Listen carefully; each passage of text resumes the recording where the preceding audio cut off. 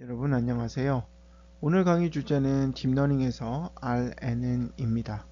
RNN은 Recurrent Neural Network의 약자로 순환 신경망이라고 불려지고 있습니다. 이전 강의에서 다룬 CNN은 이미지 처리에 특화된 모델이라고 한다면 RNN은 자연어 처리에 특화된 모델입니다. RNN은 기본 개념과 동작 원리를 우리가 살펴보고 실제 자연어 처리 분야에서 RNN이 어떻게 활용되는지 또 구체적으로 살펴볼 수 있도록 하겠습니다. 이제 RNN의 핵심적인 특징을 좀 더 살펴보겠습니다. RNN은 기본적으로 순차 데이터 분석에 최적화된 모델이에요. 순차 데이터라는 건 시간 순서 연속성이 중요한 데이터를 의미하죠. 예를 들어서 자연어 데이터는 단어들이 순서대로 나열되어 의미를 형성하기 때문에 순차 데이터라고 볼 수 있어요. 또한 시간의 흐름에 따라서 변화하는 주식 가격, 날씨, 음성 데이터 등도 순차 데이터에 해당한다고 할 수 있습니다. RNN은 이러한 순차 데이터를 효과적으로 처리하기 위해서 이전 입력을 기억하고 활용하는 그런 방법들이 이용이 되는데요. 이제 현재 출력을 예측하는 방식으로 사용한다라고 이야기할 수 있습니다. 즉, 과거 정보를 현재 반영해서 더욱 정확한 예측을 가능하게 하는 것이죠. 이러한 RNN 구조는 마치 인간의 뇌의 작동 방식에서 영감을 얻은 것과 같습니다. 우리 뇌는 과거의 경험과 기억을 바탕으로 현재 상황을 판단하고 미래를 예측하게 되죠.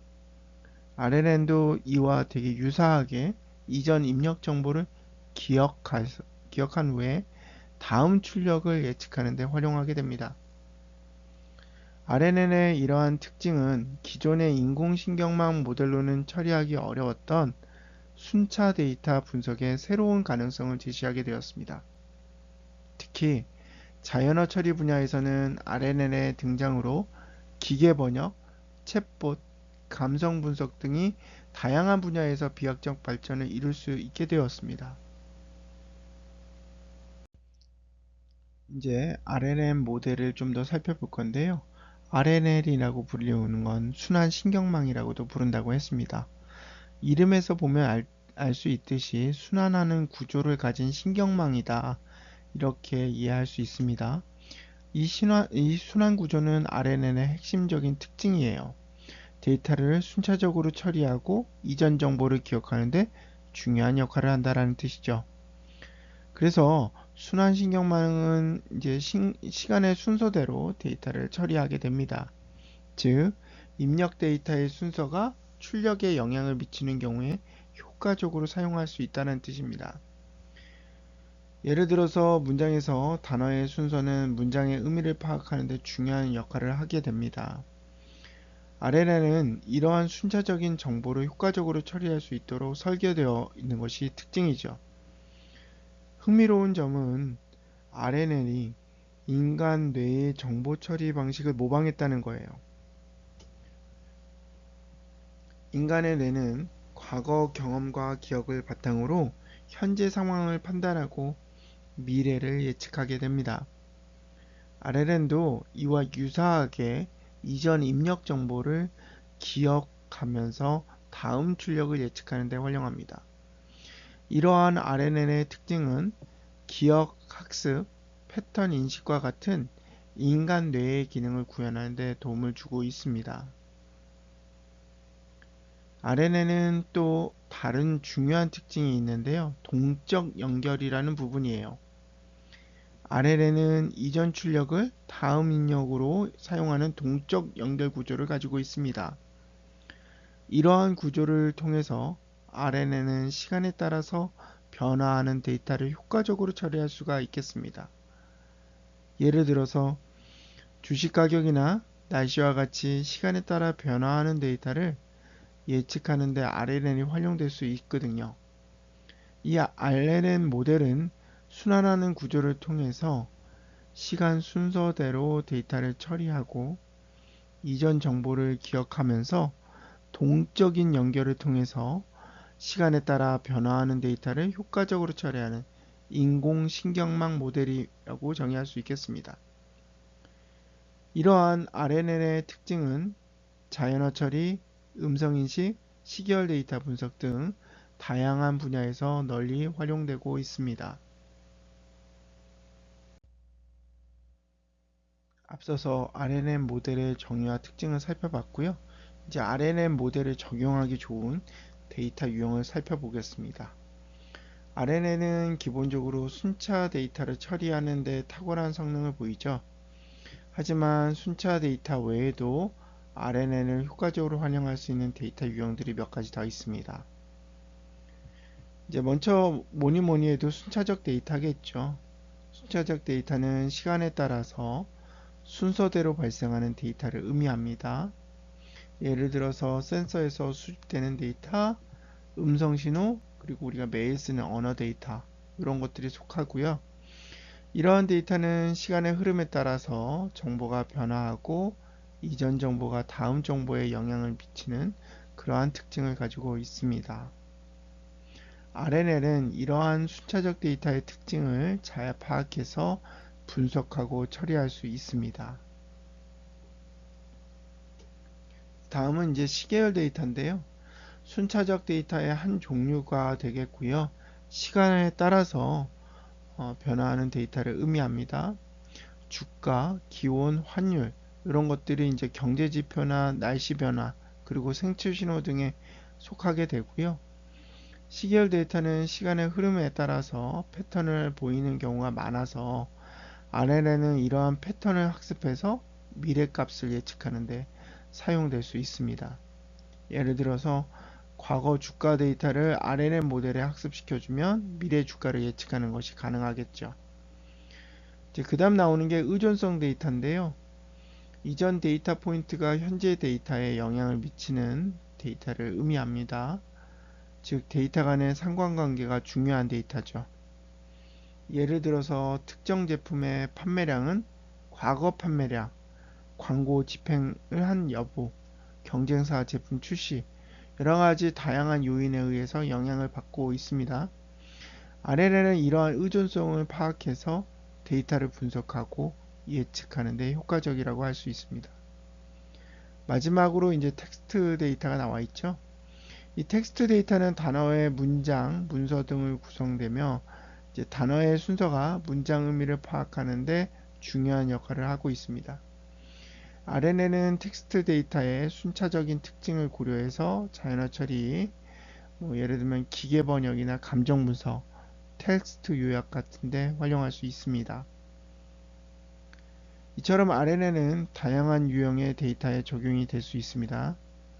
특히 이제 시간의 흐름에 따라서 변하는 데이터, 이전 데이터가 현재 데이터에 영향을 미치는 데이터, 그리고 순서가 중요한 데이터를 분석하고 처리하는 데 있어서 RNN은 매우 유용한 도구라고 이야기할 수 있겠습니다. 지금까지 RNN의 기본적인 개념과 적용 가능한 데이터 유형에 대해서 살펴봤습니다. RNN의 종류에 대해서 좀 더 자세히 알아보도록 할게요. RNN은 다양한 변형 모델이 존재하면서 각 모델은 고유한 특징과 장단점을 지니고 있습니다. 가장 먼저 기본적인 RNN 구조인 바닐라 RNN을 살펴보죠. 바닐라 RNN은 이전 히든 스테이트와 현재 입력을 결합해서 현재 히든 스테이트를 계산해서 이를 기반으로 출력을 생성합니다. 이러한 구조는 간단하고 직관적이지만 긴 시퀀스의 데이터를 처리할 때 베니싱 그레디언트 문제가 발생할 수 있다는 단점이 있어요. 베니싱 그레디언트 문제는 RNN이 긴 시퀀스의 데이터를 학습할 때 경사, 즉 그레디언트가 점점 작아져서 학습이 어려워지는 현상을 이야기합니다. 이러한 바닐라 RNN의 한계를 극복하기 위해서 고안된 모델이 바로 LSTM, Long Short Term Memory, LSTM이라는 유명한 모델이 나오게 되었습니다.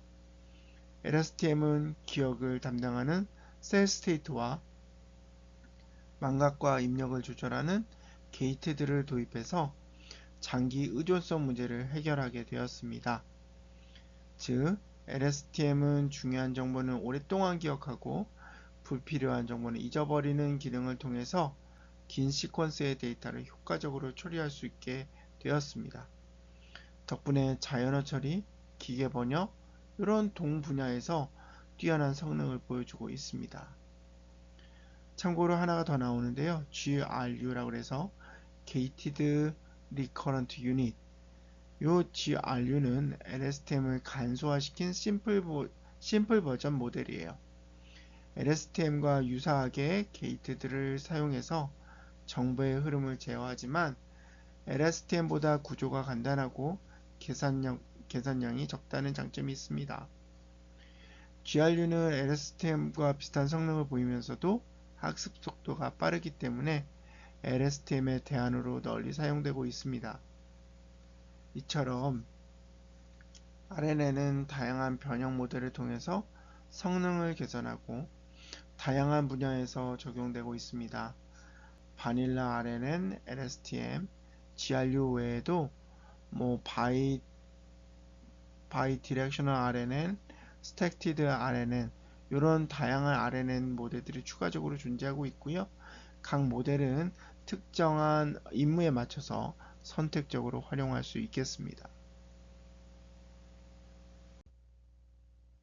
RNN에서 가장 기본적 형태가 바닐라 RNN이라고 말씀을 드렸고요. 이 바닐라 RNN은 RNN의 기본적인 구조와 동작 원리를 이해하는 데 중요한 모델입니다. 이름 그대로 RNN의 가장 기본적 형태라고 이야기할 수 있고요. 화면에 보시는 것처럼 이제 이전 히든 스테이트와 현재 입력을 결합시켜서 현재 히든 스테이트를 계산시켜주고 이를 기반으로 출력을 생성시켜줍니다.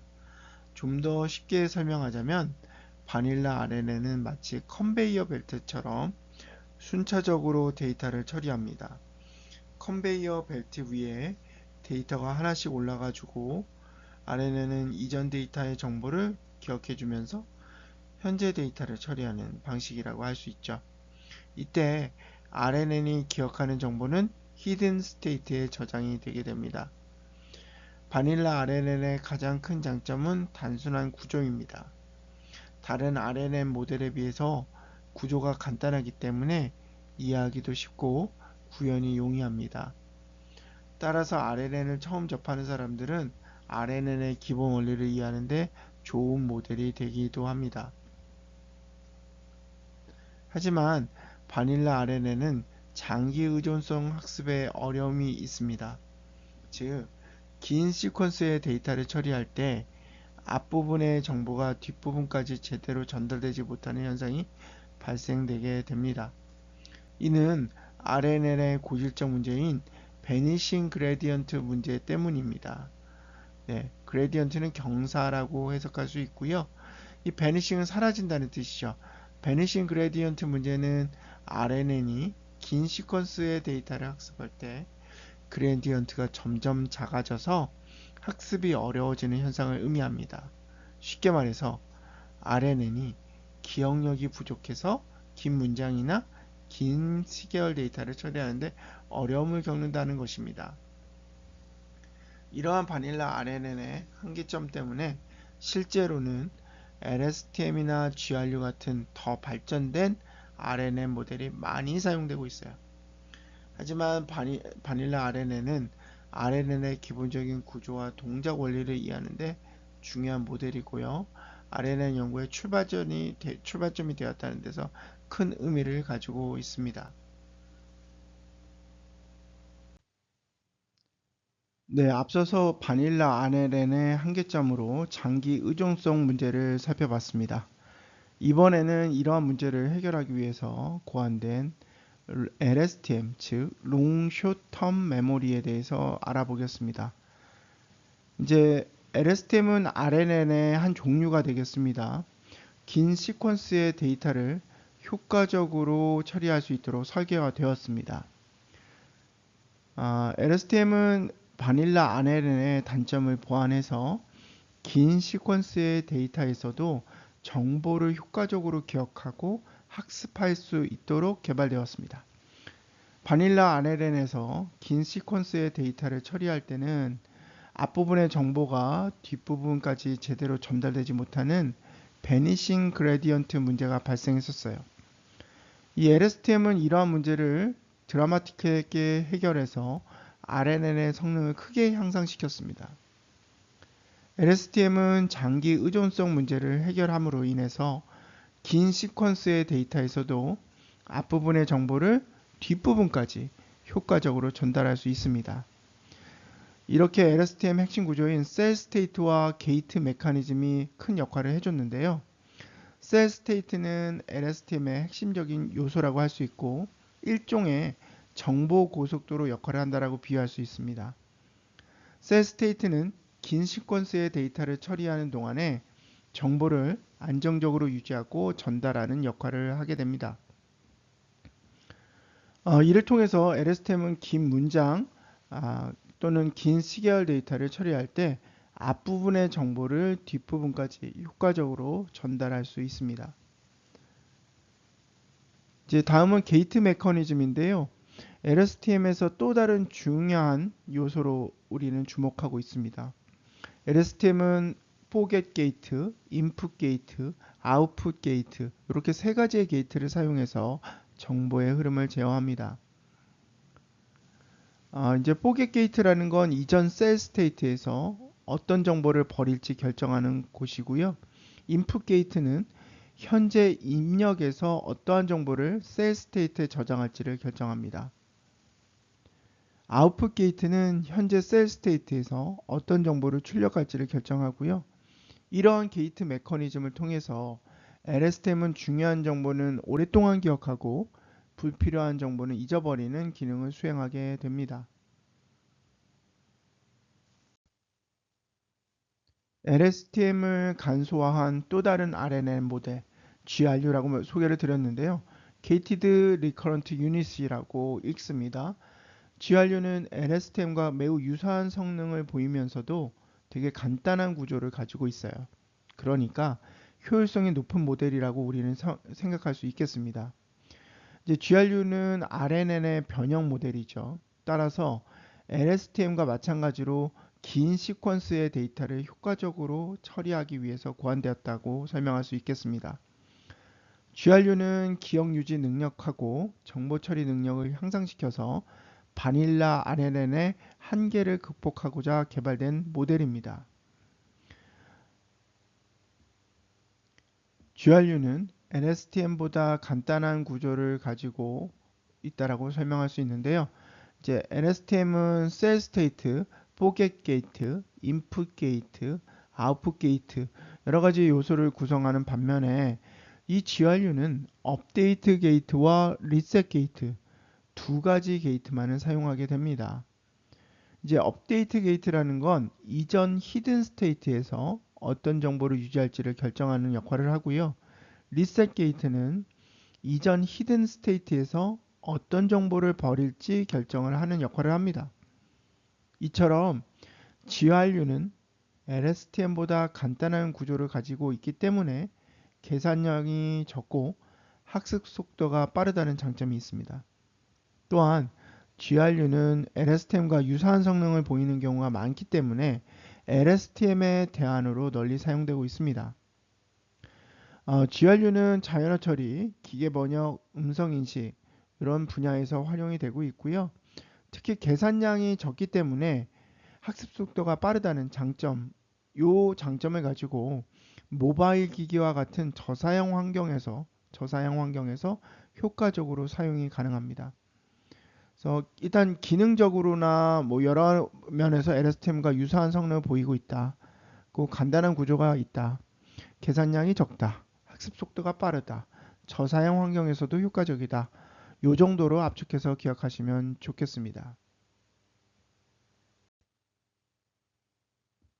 이제 RNN의 핵심 구조를 좀 살펴볼 건데요.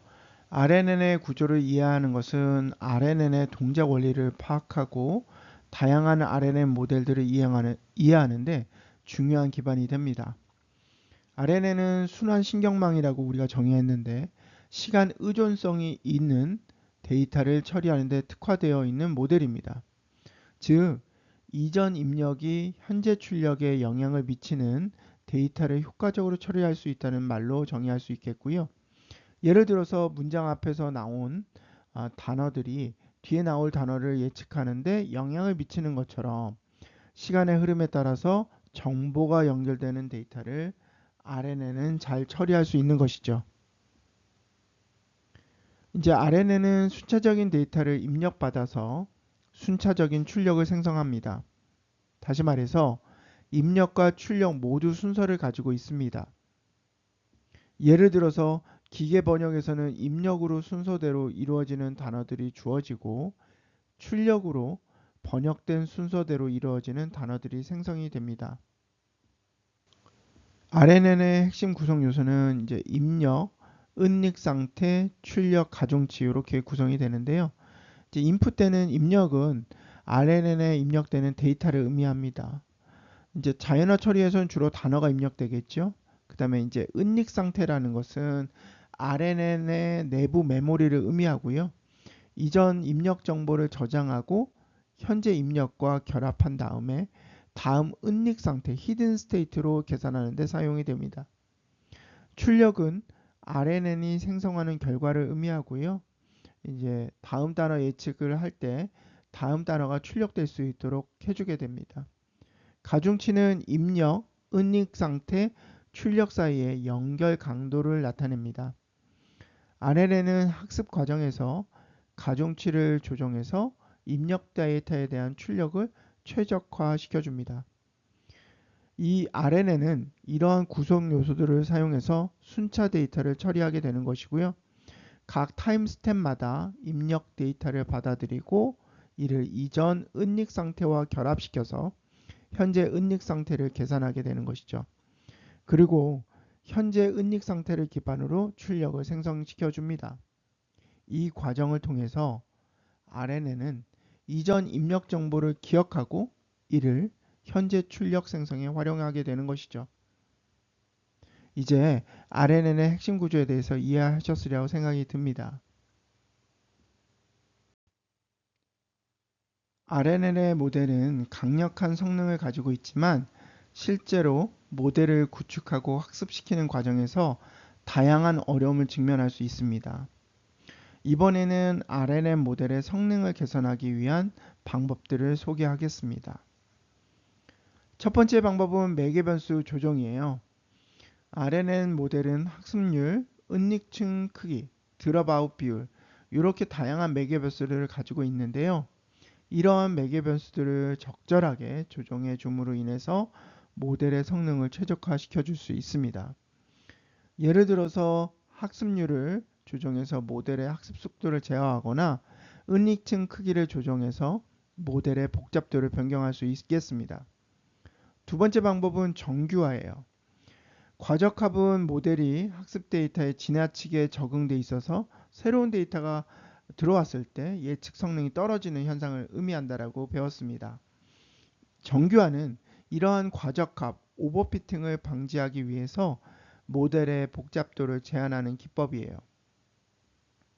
RNN 모델에서 가중치 정규화, 드롭아웃 같은 다양한 정규화 기법을 적용해 볼 수 있겠습니다. 이제 세 번째로는 데이터 증강, 영어로는 데이터 오그멘테이션이라고 합니다. 딥러닝 성능을 이제 모델의 성능을 올리기 위해서 데이터의 양이 굉장히 중요하다라고 말씀을 드렸는데요. 데이터 양이 부족할 때는 데이터 증강 기법을 사용해서 좀 후천적, 인공적으로 데이터를 늘려놓을 수 있습니다. 예를 들어서 자연어 처리에서는 문장의 순서를 바꾸거나 동의어를 사용해서 데이터를 증강할 수 있는 것이죠. 이제 맨 마지막 네 번째 방법은 모델 구조 변경이죠. RNN의 종류를 변경하거나 층의 수를 레이어의 수를 조정시키는 모델 구조 변경 등이 성능을 향상시킬 수 있겠어요. 예를 들면 바닐라 RNN 대신에 LSTM이나 GRU를 사용하거나 여러 개의 RNN 레이어를 쌓아줘서 더욱 복잡한 모델을 만들 수도 있겠습니다. 이제 추가적으로 얼리 스타핑이라는 얘기가 나오는데요. 이제 얼리 스타핑은 밸리데이션, 우리가 검증을 위한 이제 데이터 셋이 있는데 이 성능이 더 이상 향상되지 않을 때 학습을 더 할 필요가 없잖아요. 더 공부가 학습력이 안 올라가는데 공부할 필요 없듯이 학습을 중지시키는 기법이에요. 이를 통해서 오버피팅, 과적합을 방지해주고 모델의 일반화 성능을 높여줄 수 있습니다. 다양한 방법들을 통해서 우리는 RNN 모델의 성능을 개선할 수 있다는 점을 알게 되었고요. 중요한 것은 문제 상황에 맞는 적절한 방법을 선택하고 적용하는 것이 중요하다는 것을 잊지 마셨으면 좋겠습니다. RNN은 순차 데이터를 효과적으로 처리할 수 있는 능력을 가지고 있기 때문에 여러 분야에 활용이 되고 있어요. 특히 자연어 처리 분야, RNN을 이용해서 텍스트 생성, 번역, 감성 분석, 챗봇 여러 군데 활용이 되고 있죠. 이제 기계 번역에서 RNN을 이용하면 한국어 문장을 영어 문장으로도 번역할 수 있어요. 또한 챗봇에서는 RNN을 이용한다면 사용자의 질문에 자연스럽게 응답하는 챗봇을 구현할 수도 있겠습니다. 이제 음성인식 같은 경우에도 RNN을 이용해서 음성 신호를 텍스트로 변환시켜 줄 수 있고요. 스마트폰의 음성 비서 기능, 음성 검색 기능 다 RNN 기반의 음성 인식 기술을 사용한다고 보셔도 되겠습니다. 이미지 캡셔닝 분야는 이제 RNN을 이용해서 이미지에 대한 설명을 생성하는 것인데요. 예를 들면 이미지를 입력받아서 강아지가 공원에서 뛰어놀고 있다 같은 설명을 생성하는 RNN이 사용될 수 있습니다. 이제 뭐 시계열 데이터 분석 분야에서도 RNN을 이용하면 주가 예측, 매출 예측, 날씨 예측 여러 가지 예측 분야의 업무를 적용할 수 있고요. 예를 들면 이제 과거 주가 데이터를 넣어서 RNN 모델에 학습을 시켜주게 되면 앞으로 우리가 기대되는 미래 주가를 예측하는 것도 가능하겠죠. 자, 이외에도 RNN은 굉장히 다양한 분야에서 활용될 수 있습니다.